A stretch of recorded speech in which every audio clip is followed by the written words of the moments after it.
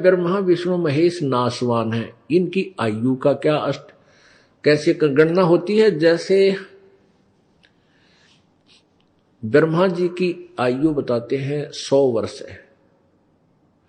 इनके वर्ष कैसे बनते हैं? जैसे 1008 चतुर्युग का ब्रह्मा जी का एक दिन होता है और इतनी ही रात्रि।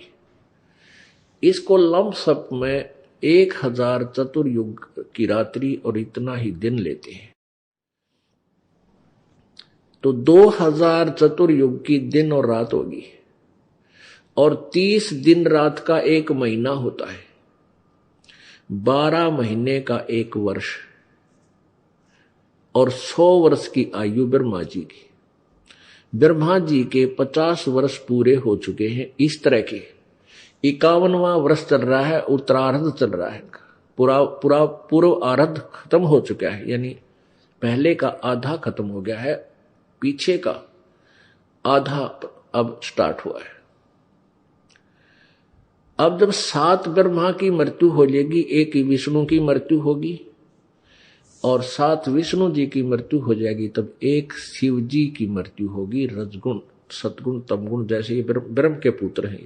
तो जब 70,000 त्रिलोकीय शिव मर लेंगे, इस तरह जो 70,000 बार यो शिव मर जाएगा, यो शंख महेश मर लेगा, उसके बाद ब्रह्मलोक में जो यो काल रहता है, ये वहां 3 रूप धारण करके रहता है। इसी प्रकार एक रूप में ये विष्णु रूप धारण कर लेता है और फिर ब्रह्मा रूप धारण करता है, फिर विष्णु रूप धारण करता है, फिर ये शिव रूप धारण भी हुए किए हुए। तो इस प्रकार जो शिव रूप में ये वहां ब्रह्मलोक में है,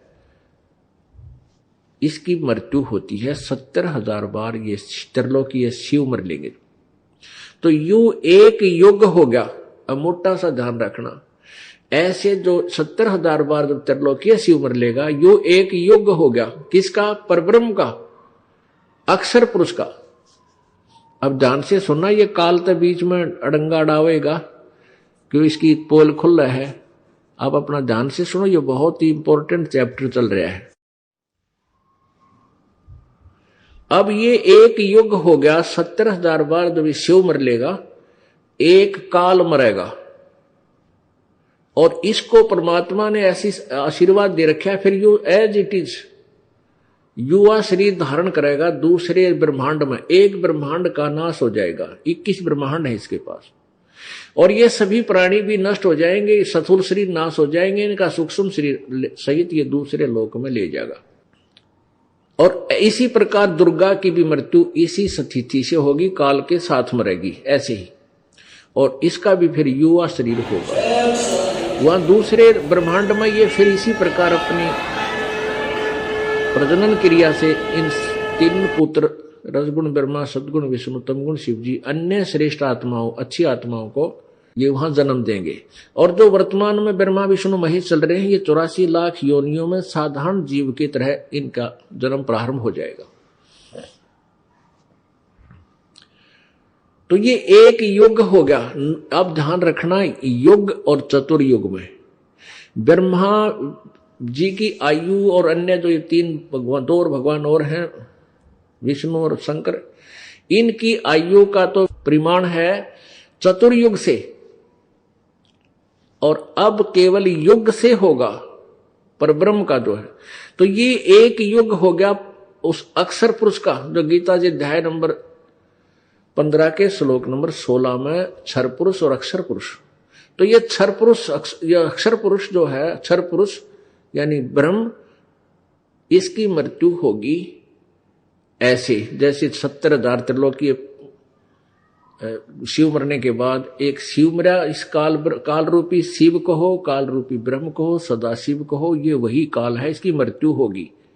तो ये इसकी एक बार जो मृत्यु हुई ऐसे, तो 1 युग हो गया उसका अक्षर पुरुष का। और ऐसे ये 1000 युग का अक्षर पुरुष का दिन और इतनी ही रात्रि, नोट चतुर्युग, इसमें चतुर्युग नहीं है। गीता जी अध्याय नंबर 8 के श्लोक नंबर 17 में इन अनुवादकर्ताओं ने अड़ंगा कर रखा है, इन्होंने चतुर्युग लिख दिया, जबकि मूल संस्कृत में युग है, चतुर्युग नहीं है उसमें।